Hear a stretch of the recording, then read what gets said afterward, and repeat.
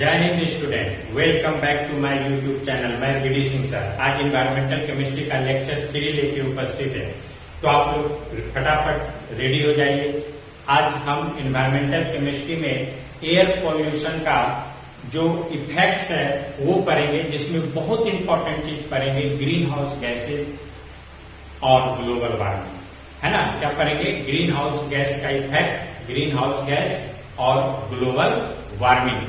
बहुत ही इजी तरीके से बताएंगे, जो कि आपको एक बार में ऐसा समझ में आ जाएगा जो कि आप कभी जीवन में नहीं भूलेंगे। तो आज आप रेडी हो जाएं। चलिए हम स्टार्ट करते हैं। Green house effect and global warming. देखिए दिया हुआ है green house effect and global warming. तो हम थोड़ा सा आपको बताएं कि ग्रीन हाउस गैस में कुछ गैस होता है जो पृथ्वी को गर्म करने के लिए यूजफुल है, लेकिन वही गैस अगर ज्यादा अमाउंट में हो जाता है तो उसके वजह से पृथ्वी का टेम्परेचर जरूरत से ज्यादा बढ़ना स्टार्ट होता है, जिसके वजह से बहुत सारा हार्मफुल इफेक्ट पड़ता है। तो पहले हम लोग ये जानेंगे कि वो ग्रीन हाउस गैस क्या है ना।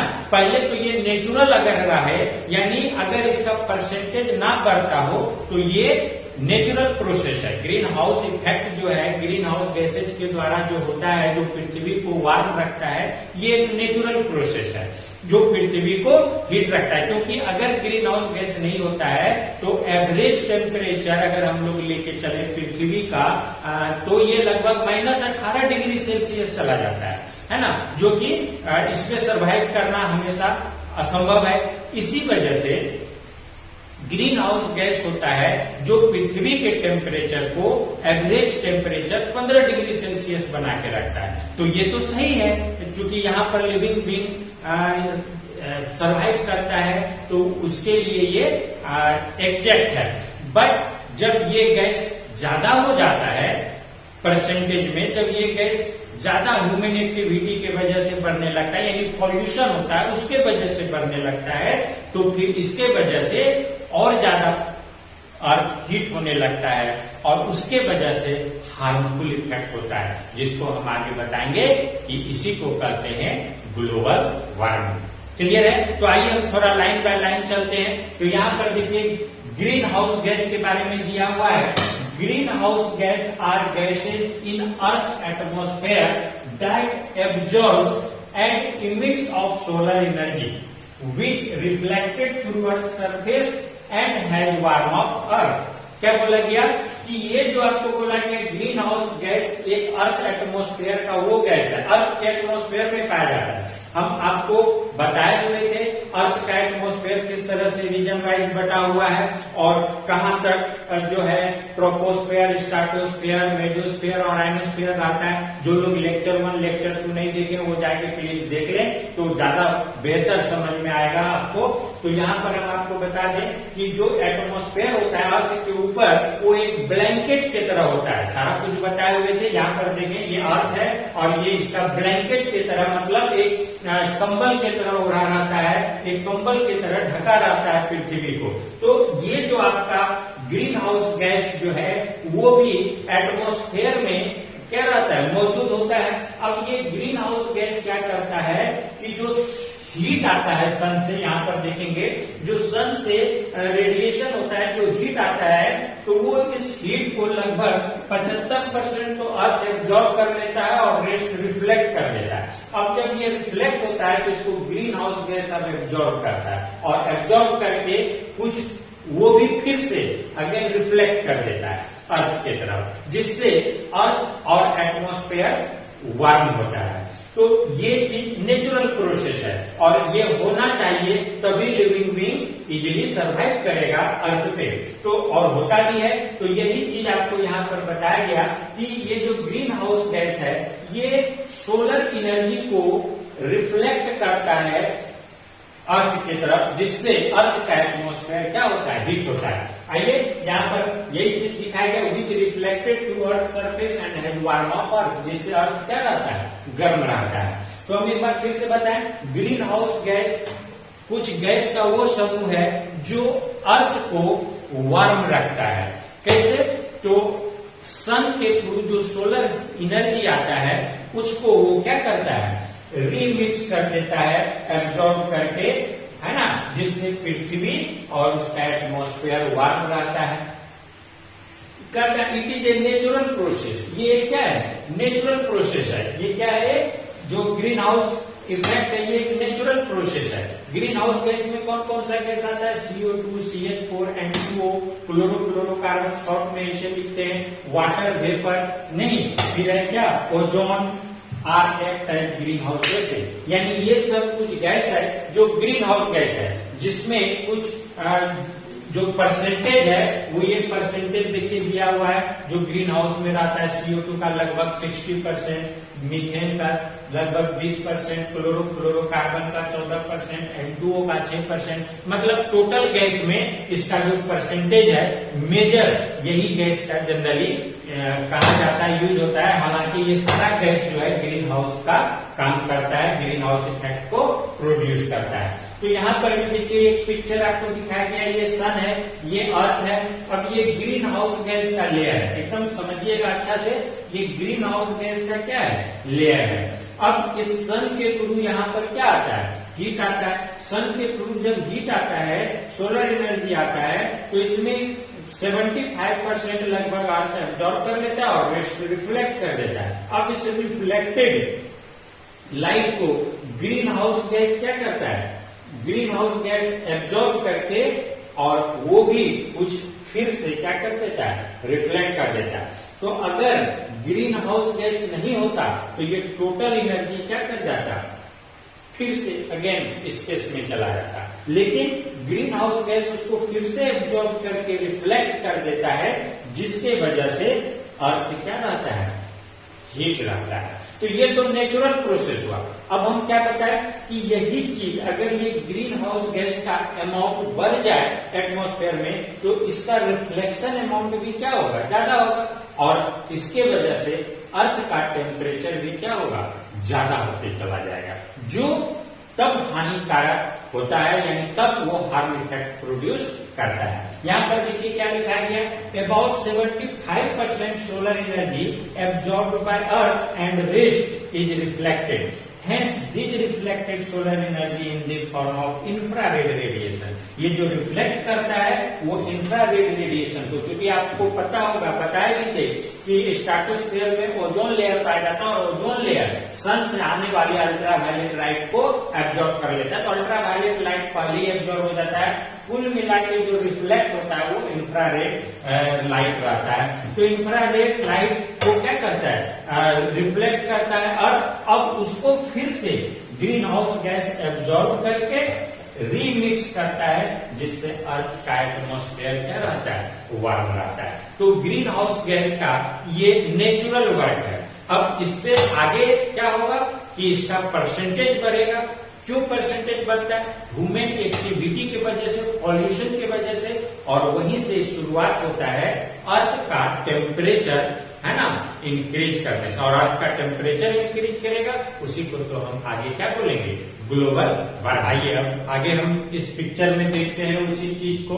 तो देखिए इधर नेचुरल ग्रीन हाउस इफेक्ट है, जैसा कि पता है। तो ये सन है ना, और ये जब ह्यूमन एक्टिविटी की वजह से ग्रीन हाउस गैसेज का परसेंटेज बढ़ जाता है एटमॉस्फेयर में, तो ये उस समय का इफेक्ट है। बीचों बीच देखिए लाइन दिया हुआ है, ये नेचुरल है, यानी जब ग्रीन हाउस गैस नेचुरल मतलब ह्यूमन एक्टिविटी की वजह से नहीं बढ़ा, नेचुरली जो एटमॉस्फेयर में है उस समय का कंडीशन है। और जब बढ़ जाता है ह्यूमन एक्टिविटी की वजह से ग्रीन हाउस गैस, तो ये उस समय का कंडीशन है। ये पूरा हम एटमॉस्फेयर मान रहे हैं, ये अर्थ है, ये एटमॉस्फेयर है, नहीं तो अर्थ से ऊपर सन तक क्या है? एटमॉस्फेयर हम लिए हुए हैं। तो आप देखेंगे ये नेचुरल में, ये देखिए सन से सोलर रेडिएशन आ रहा है पृथ्वी पे, अर्थ पे, जिसमें हम बताए कि 70% तो लगभग अर्थ ही एब्जॉर्ब कर लेता है, और इससे कुछ हीट फिर क्या होता है? रिफ्लेक्ट होता है। अब रिफ्लेक्ट होता है तो कुछ तो पास कर जाता है ग्रीन हाउस गैस को, है ना, और कुछ ग्रीन हाउस गैस ट्रैप करके ये अगेन फिर क्या कर देता है? रिफ्लेक्ट कर देता है। लेस री इमिटेड हीट, ये इधर के रिस्पेक्ट में ये मोर री इमिटेड हीट है, और ये लेस री इमिटेड हीट है। तो कहने का मतलब कि सोलर रेडिएशन जो अर्थ पे आता है उससे जो फिर हीट रीरेडिएट होता है, अब उसको फिर से ग्रीन हाउस गैस जो है कुछ अमाउंट को री इमिट कर देता है हीट को, जिससे ये अर्थ नेचुरली जो हम आपको बताया कि 15 डिग्री सेल्सियस एनुअल टेम्परेचर अर्थ का लगभग रहता है, वो इसी ग्रीन हाउस गैस के वजह से होता है, जो कि यहाँ देखिए बताए हुए हैं। Present average annual temperature 15 degree Celsius, but अगर ये ग्रीन हाउस गैस हो ही नहीं तो लगभग एवरेज टेम्परेचर कितना हो जाएगा, -18 डिग्री सेल्सियस। तो ये चीज हम आपको बताए, तो ये नेचुरल हुआ। यहाँ पर देखिए दिया हुआ more heat escape into space, space में ज्यादा हीट स्केप करेगा, क्योंकि ग्रीन हाउस गैस जो है वो लिमिट है, नेचुरल स्टेज में है ना। अब इसी को देखिए, जब पॉपुलेशन बढ़ा तो ग्रीन हाउस गैसेस का परसेंटेज भी बढ़ा। हम बता चुके हैं CO2, क्लोरोफ्लोरोकार्बन, ओजोन, सारा गैस लेक्चर 2 में कि कहां से ये उत्सर्जित होता है, कहां से निकलता है, तो वो सारा आप वहां पर लेक्चर 2 में देख सकते हैं, यहाँ पर एक्सप्लेन नहीं कर रहे हैं। तो वो जब ह्यूमन का पॉपुलेशन बढ़ता है तो ये सारा गैस का परसेंटेज भी नेचर में इंक्रीज करता है। तो ये सब जब इंक्रीज करता है तो यहाँ पर देखेंगे कि अब ये सोलर रेडिएशन अर्थ पे आता है और ये री रेडिएट होता है। तो री रेडिएट जब ये हीट से यानी अर्थ से जब ऊपर जाता है तो यहाँ पर देखिए less heat escape into space, यहाँ पर इसके रिस्पेक्ट में इधर ज्यादा हीट पास कर जाता है। किसको पास कर जाता है, ग्रीन हाउस गैस को, है ना। ग्रीन हाउस गैस होते हुए ज्यादा हीट पास करता है और इधर ग्रीन हाउस गैस होते हुए कम हीट पास करता है और ज्यादा क्या कर देगा, तब अगेन रिफ्लेक्ट कर देगा। ग्रीन हाउस गैस जब ज्यादा होगा तो इसका रिफ्लेक्शन भी हीट की तरफ क्या हो जाएगा, ज्यादा, मोर री इमिटेड हीट, है ना। इधर के रिस्पेक्ट में इधर ये हीट क्या हो रहा है, ज्यादा इमिट कर रहा है और इधर हीट क्या कर रहा है, कम इमिट कर रहा है, क्योंकि ग्रीन हाउस गैस इधर नेचुरल कंडीशन में है और इधर पॉपुलेशन इंक्रीज होने की वजह से ग्रीन हाउस गैस का परसेंटेज इंक्रीज होने के कंडीशन में। इसलिए देखिए इधर दिया गया human enhanced green house effect, human के वजह से जो पॉपुलेशन बढ़ा, पॉपुलेशन से जो ग्रीन हाउस गैसेस का परसेंटेज बढ़ा, उसके वजह से जो ग्रीन हाउस इफेक्ट हो रहा है। और इधर देखिए दिया हुआ है नेचुरल ग्रीन हाउस इफेक्ट, यानी ये नेचुरली है, जो कि ये सब गैस नेचुरली एटमॉस्फेयर में रहता है, उस कंडीशन में है। तो यहाँ पर आप देखेंगे कि जब नेचुरल से जब ज्यादा ग्रीन हाउस गैस आता है तो यहाँ पर टेम्परेचर हीट ज्यादा अर्थ का होता है। किसके वजह से, green house gas. Green house gas में बताए देते हैं CO2, CH4, N2O, chlorofluorocarbon, ozone, water vapour, ये सारा ग्रीन हाउस गैसेज में आता है, जिसके वजह से अर्थ का टेम्परेचर इंक्रीज हो रहा है। मतलब day by day green house gases का कंसंट्रेशन बढ़ रहा है और उस तरह से अर्थ का टेम्परेचर इंक्रीज कर रहा है। इसी को तो हम क्या कहते हैं, ग्लोबल वार्मिंग, है ना। इसी को हम लोग क्या बोलते हैं, ग्लोबल वार्मिंग, क्योंकि ग्रीन हाउस गैस की वजह से ओवरऑल अर्थ का टेम्परेचर, है ना, पूरे विश्व का यानी पूरे पृथ्वी का, है ना, टेम्परेचर क्या हो रहा है, इंक्रीज कर रहा है, जिसके वजह से हम बताए कई सारा हार्मफुल इफेक्ट पड़ता है, जो आगे हम आपको बताएंगे भी। तो ये सब जो है आप अच्छे से समझ गए होंगे, उम्मीद है। अगर इसमें कहीं आपको कुछ और क्वेश्चन हो तो पूछ सकते हैं। ये पिक्चर देखिए क्लीन है ना, पीछे बीच है, इधर नेचुरल है और इधर आपका ह्यूमन एक्टिविटी के वजह से है। क्लियर है। अब देखिए यहाँ पर आइए, ये एक पिक्चर है जो कि ग्लास का ये घर है ना। इसमें बहुत सारा स्पीसीज है, प्लांट है, जो है ग्रास है, बहुत ह्यूमन है और भी बहुत सारा स्पीसीज है। तो यहाँ पर देखिए जिस तरह से सन यहाँ पर आता है ना, और सन का लाइट आता है, सॉरी सन नहीं, तो सन का जो ये लाइट आता है यहाँ पर, ये लाइट इसमें आता है और कुछ तो बाहर चला जाता है और कुछ इसी में फिर देखिए रिफ्लेक्ट होके रह जाता है, जो इस पूरे ग्लास को क्या करता है, हीट करता है, पूरे ग्लास हाउस को क्या करता है, हीट करता है। इसी को हम लोग बोलते हैं ग्रीन हाउस गैस। और यही जो ग्लास का ये घर है, इसी तरह का आपका क्या है, यहाँ एटमॉस्फेयर है, अर्थ का एटमॉस्फेयर जस्ट ये ग्लास हाउस के जैसा काम करता है, जो कि इसको गर्म करने के लिए, अर्थ को गर्म करने के लिए इसका क्या होता है, ग्रीन हाउस गैस का काम होता है। तो उसी तरह से ये जिस तरह से कि ग्लास अंदर के सारे को एटमॉस्फेयर को हीट करके लिविंग बीइंग को सरवाइव करने के लिए टेम्परेचर प्रोवाइड करता है, उसी तरह से एटमॉस्फेयर अर्थ पे लिविंग बीइंग को सरवाइव करने के लिए उसको हीट करता है। बट दिक्कत ये है कि कंसंट्रेशन जब ग्रीन हाउस गैसेज का बढ़ रहा है तो टेम्परेचर भी बढ़ रहा है, और ये टेम्परेचर अब फिर से ज्यादा होना चालू हुआ, मतलब उतना इंक्रीज कर रहा है, जिसके वजह से कई सारा हार्मफुल इफेक्ट पड़ रहा है अर्थ पे।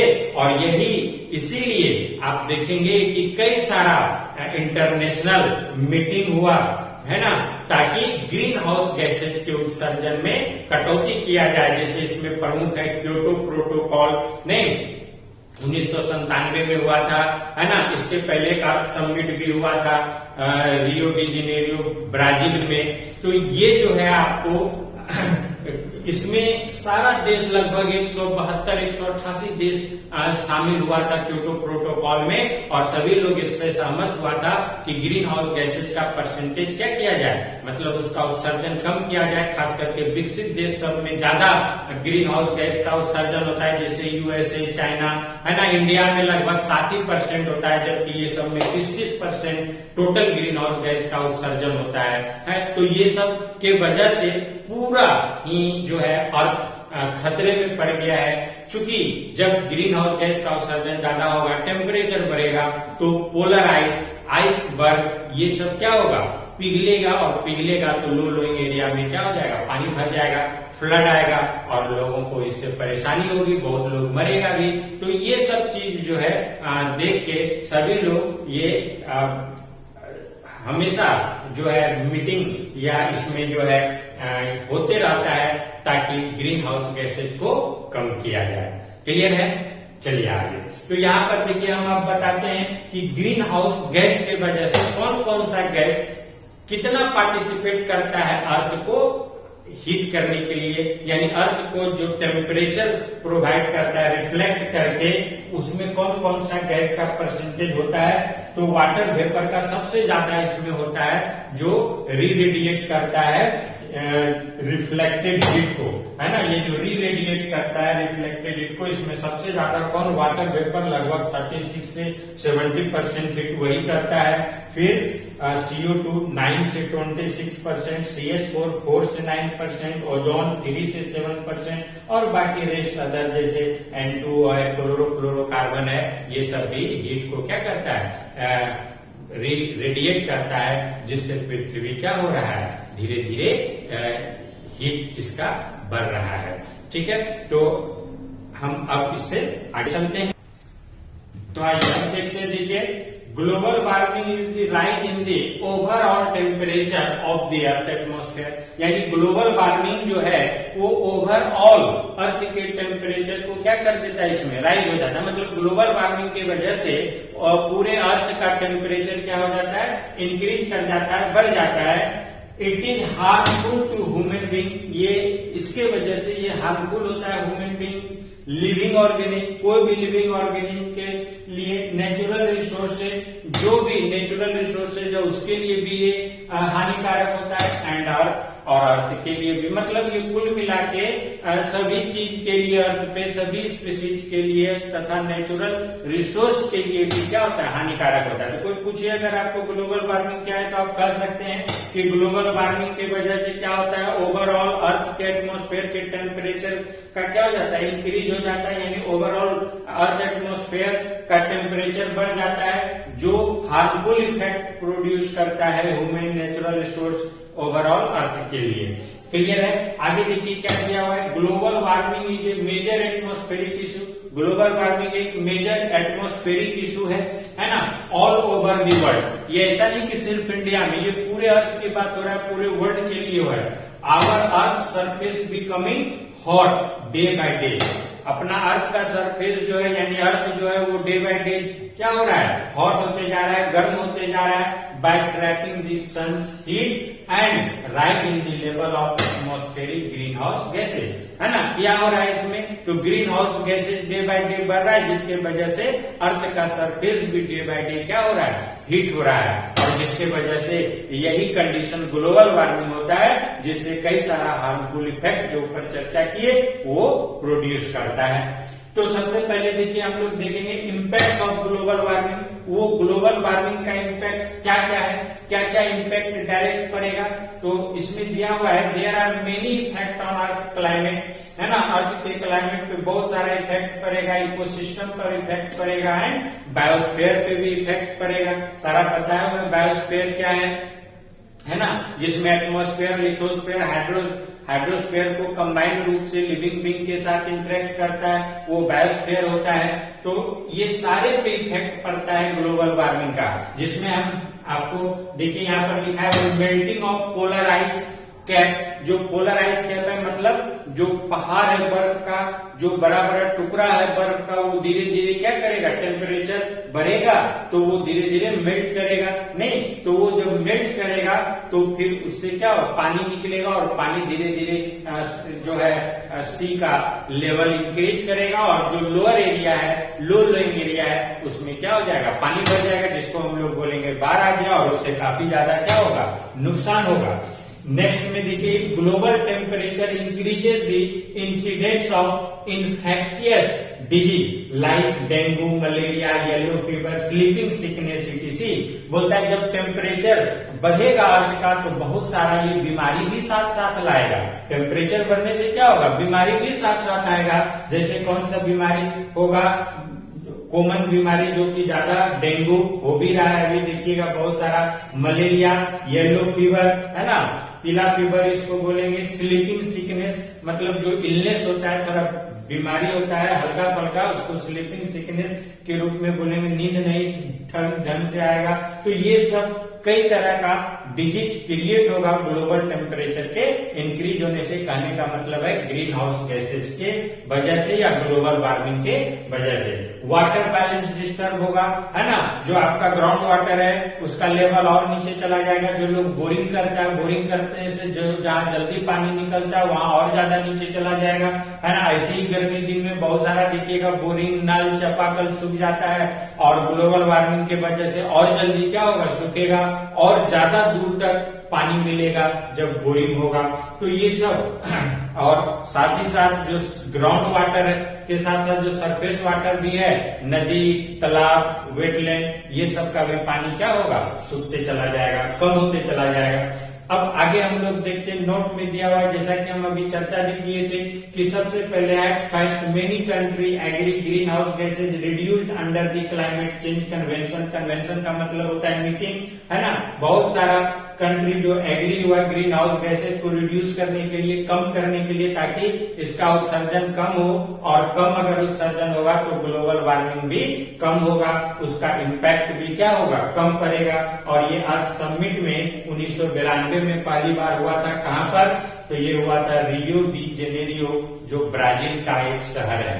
उसके बाद 1997 में हुआ क्योटो प्रोटोकॉल, ये और ज्यादा चर्चित हुआ, जो फेमस था क्योटो प्रोटोकॉल के नाम से। ये क्योटो शहर में हुआ था जो जापान में है, तो क्योटो में हुआ था जापान शहर में, इसीलिए उसका नाम क्योटो प्रोटोकॉल से प्रचलित है। तो इसमें भी जो है ग्रीन हाउस गैसेज को कम करने के लिए, कार्बन डाइऑक्साइड को कम करने के लिए इसका चर्चा हुआ था, एग्री हुआ था। तो इस तरह से आपका ये इम्पैक्ट था green house gases and global warming. एक क्वेश्चन है, कहता है what can we do to reduce rate of global warming. क्या हम लोग कुछ ऐसा कर सकते हैं जिससे ग्लोबल वार्मिंग कम हो सकता है? आपको ये आंसर लिखना है, हम थोड़ा बता देते हैं। यस, कैसे कम हो सकता है?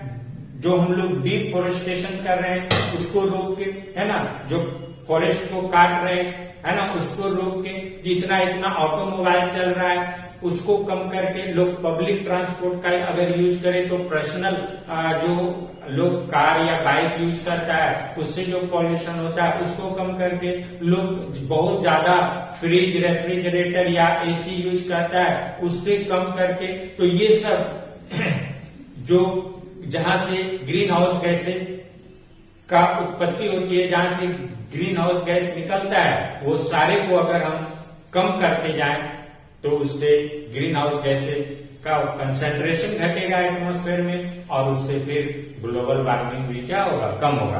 तो ये आपको लिख लेना है आंसर, ताकि आप भी कुछ वर्क करें। ये होमवर्क है आप लोगों के लिए। तो आज इतना ही, अगले दिन हम अगले एयर पॉल्यूशन के इशू पे चर्चा करेंगे और वो होगा ओजोन डिप्लेशन, एसिड रेन, ये सब। तो आज इतना ही। अगर आपको कुछ कहना हो तो कमेंट करके कमेंट बॉक्स में बता सकते हैं।